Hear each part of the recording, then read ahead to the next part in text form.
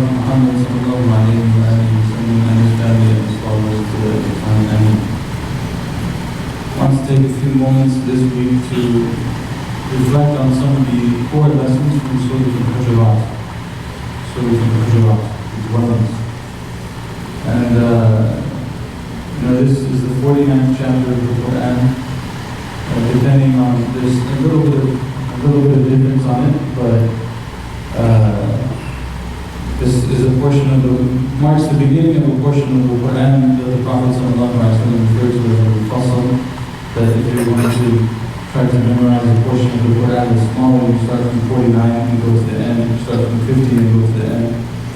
And Hujurat are a reference, and the title is a reference to the rooms that the Prophet ﷺ's family lived in. Probably like, they're kind of like studio apartments, but really small. Right?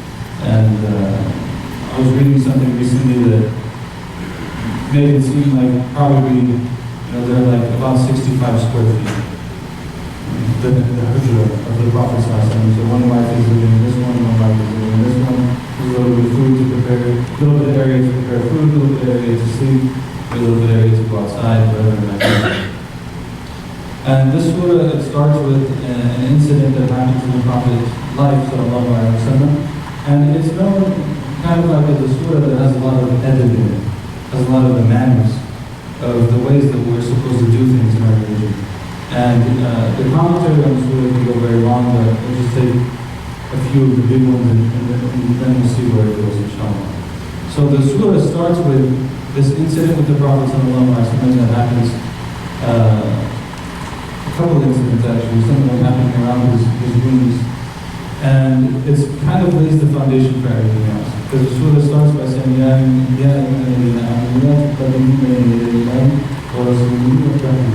that all who believe, essentially don't put anything in front of Allah and His Messenger. Don't put anything in front of Allah and His Messenger. It doesn't actually specifically say what that is. But it says nothing comes in front of that. Allah comes first, the Prophet ﷺ comes first, nothing goes in front of that. And so this is the premise that informs everything that comes afterwards. And then it continues to say, then it goes into the story. And so the first really thing that happens here is Allah is giving the commands of the believers that you should not raise your voice with the Prophet ﷺ, nor should you speak to him in a way that you would speak to other people. And to recognize that there's a difference here.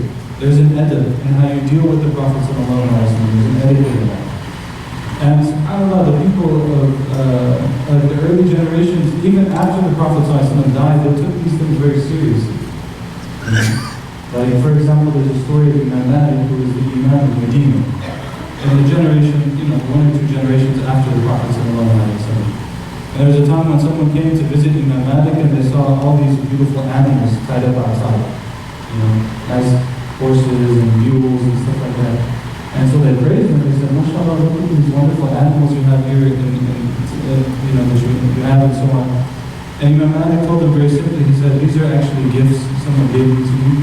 If you like them, please just take all of them, because I have no use for them. And Malik only stays in Medina. He doesn't like to leave Medina. Maybe he's going for Hajj or something. But generally, he stays in Medina. So I told him, why don't you have any use for them? Malik told him that I don't ride animals in the city of the Prophet ﷺ. Like I'm shy in the city of the Prophet ﷺ to ride these animals. I only walk around. And even they would say that Imam Malik would walk around Medina barefoot.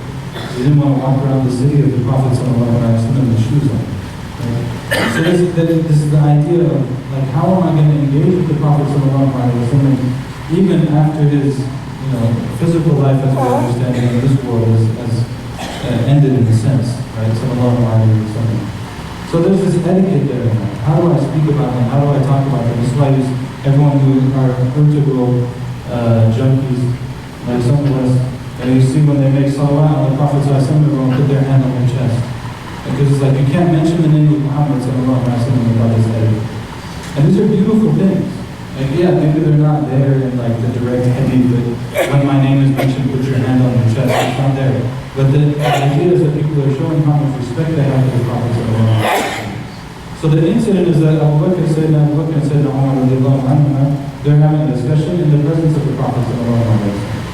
and they differ on their opinion. And this is something that's interesting as a side note, is that these two close companions of the Prophet ﷺ were known to differ in opinion quite often.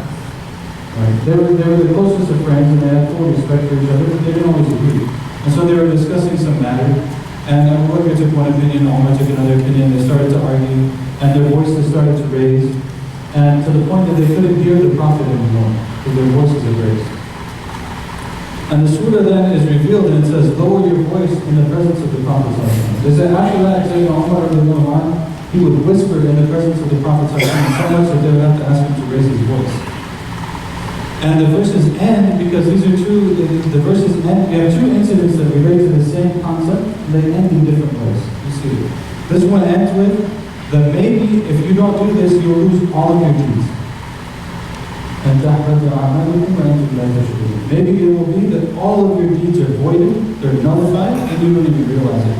This is in reference to what happened to Abu Bakr and Umar. After this, another story happens. That's narrated in the surah. Narrated in the surah is the story of the Bedouins who would come to the house of the Prophet ﷺ. The Bedouins were known to be very rough. They didn't really know better. It's just the way that they did things. The Bedouins come to the house of the Prophet ﷺ. Sometimes they say even at night, and they would be outside these doors, and they would yell, Ya Muhammad, trying to get the Prophet to come out and answer their questions. They wouldn't wait for him in the masjid, they wouldn't even call him Ya Rasulullah, they just call him by his first name, and they're really rough. These people, Allah addresses them differently when He talks about them. He says it would be better for them had they waited until He came out. It would have been better for them. And Allah is merciful and forgiving. Allah is forgiving and merciful. Because these people didn't know any better. But the idea is how you deal with people accordingly. And the general etiquette that's here is you have to be, what is the way of the Prophet ﷺ? So now we live here, the Prophet ﷺ is not our neighbor, right? We don't see him walking around and stuff like that. So how do we deal with him, sallallahu alaihi wasallam? One of the things that they say about that is to make sure that we respect the sunnah, respect the way of the Prophet. So anything that I'm trying to do, and this is the great unifier among the Muslims, across all different cultures, all different civilizations, all different peoples and so on, what is the great unifier of the Muslims? Is the sunnah of the Prophet sallallahu alaihi wasallam. The great unifier is the way of the Prophet. Everyone will know the same. The Prophet used to sleep like this, he didn't sleep like that. He used to eat like this, he didn't eat like that. He told us not to eat laying down on our sides. People won't eat laying down on their sides. He told us to eat this way. He told us when we knock on the door, this is the great unifier. So to know the sunnah of the Prophet sallallahu alaihi wasallam, then I know what my limits are. I should do this, I shouldn't do this, I should be careful in this area and so on. This is one of the main points, first point. Second major point in the surah is the idea of verifying information. So these 5 verses are kind of like the first portion, and the next portion comes.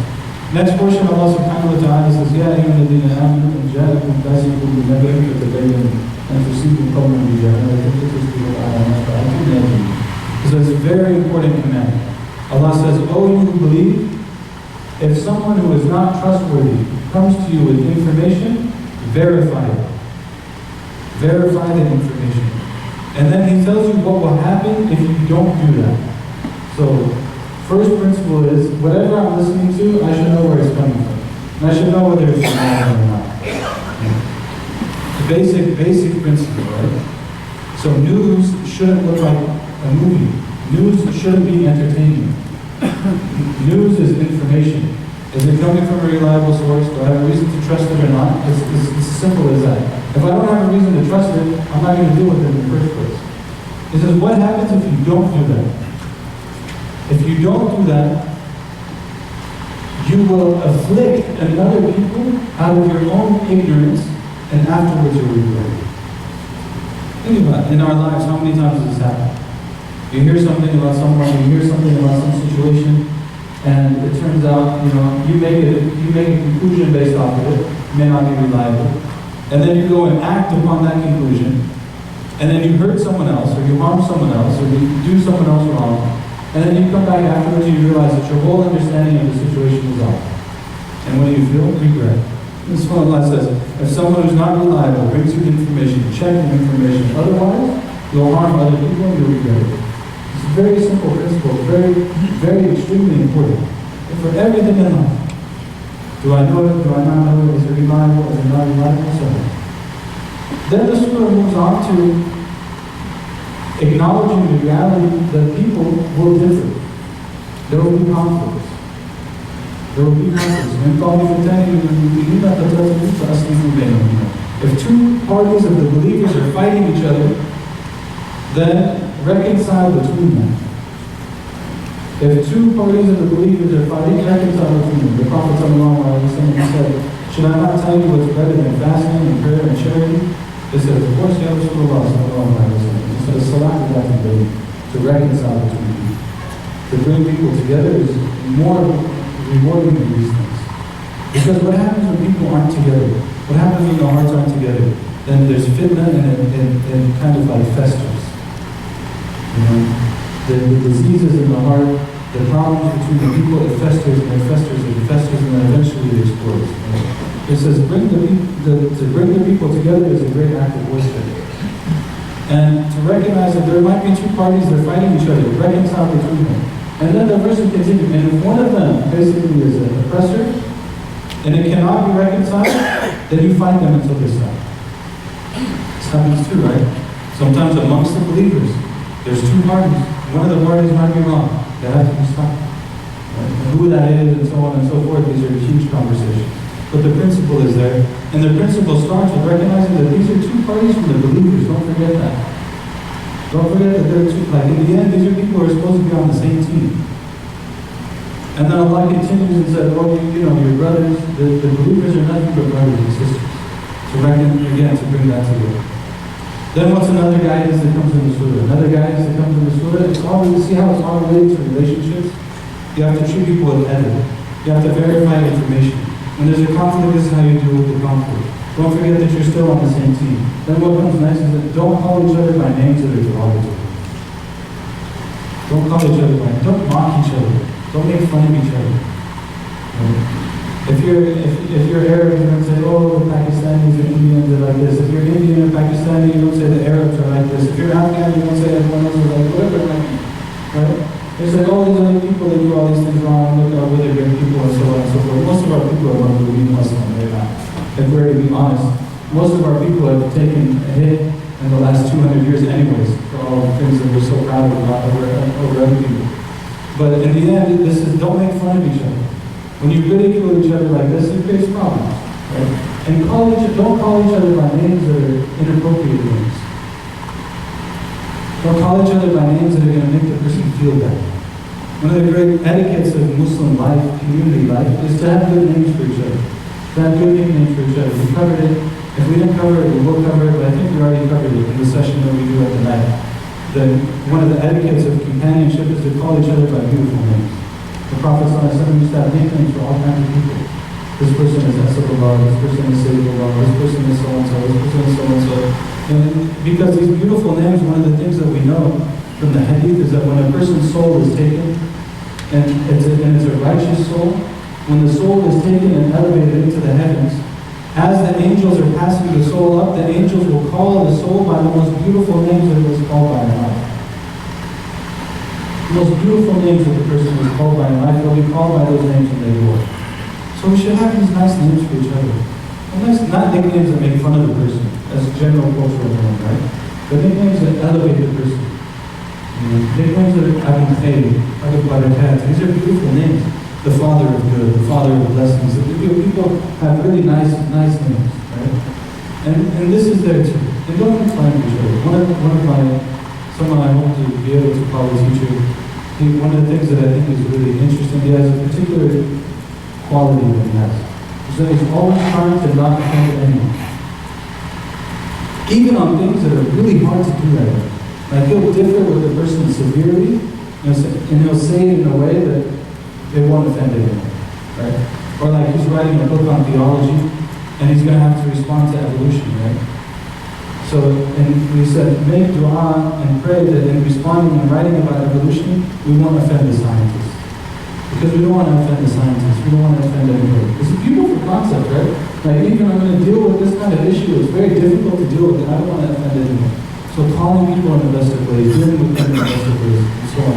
So all of these now that I mentioned so far on the first page and a half, are sort of because of that. I encourage people to go read the surah, reflect upon it, read the commentary on it, learn from it. Inshallah, we'll talk about it a little bit more in the second half.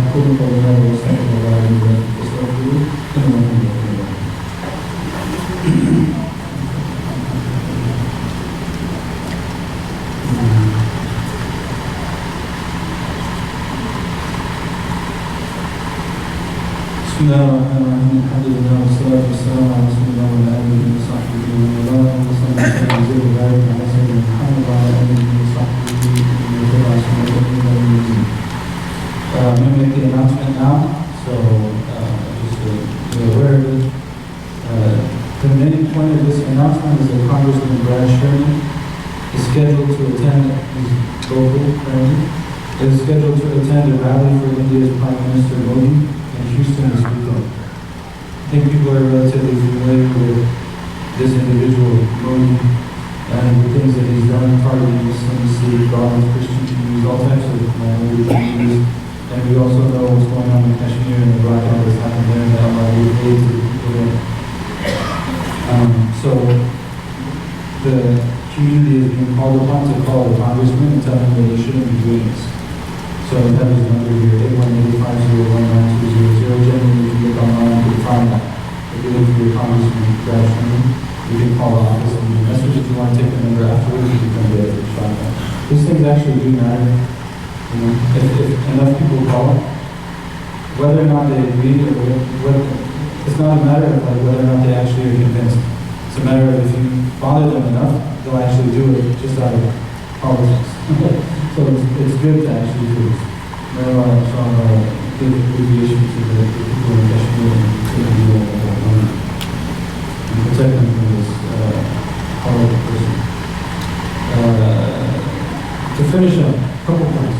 Surah Al-Hujurat, 49th chapter, we could go and review it.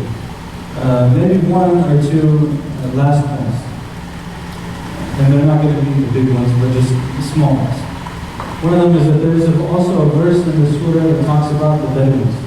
And it says something very interesting for those of us who want to understand, like, how can I progress in my relationship with Allah? Or I'm trying to do something in my relationship with Allah, but I feel like I've plateaued.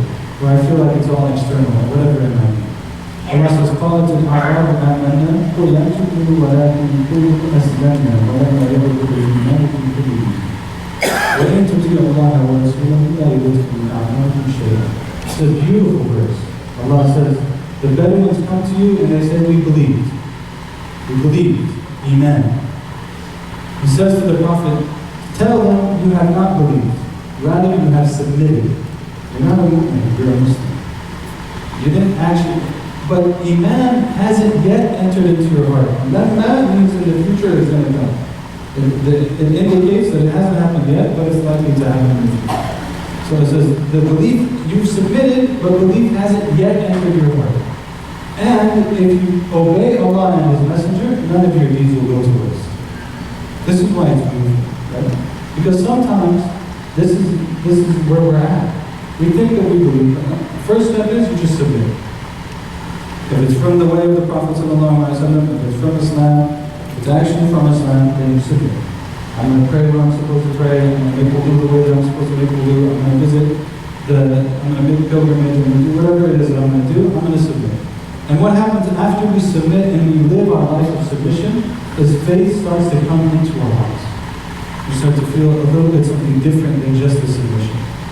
And in either case, as long as you do what Allah and His Messenger told you to do, your reward is there. Because this comes sometimes, a very common question in community settings is, I'm praying and I'm praying and I'm praying, but I'm not doing anything. The answer to that is, just keep praying. You submit either way. And if you submit, then eventually it will come into the heart. There are a lot of times in the prayer, you really feel it and so on. There's a lot more that can be said about the surah, but we're going to leave it right now because there's no time. We ask Allah subhanahu wa ta'ala to forgive us of our sins and our shortcomings.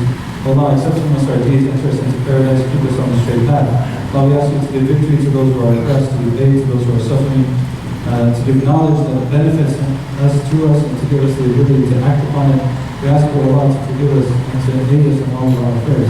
اللهم اغفر لنا ذنوبنا واسرافنا في امرنا وثبت اقدامنا اللهم بارك فينا وبين موتنا وبين قلوبنا وصفوفنا اللهم كن معنا ولا تكن علينا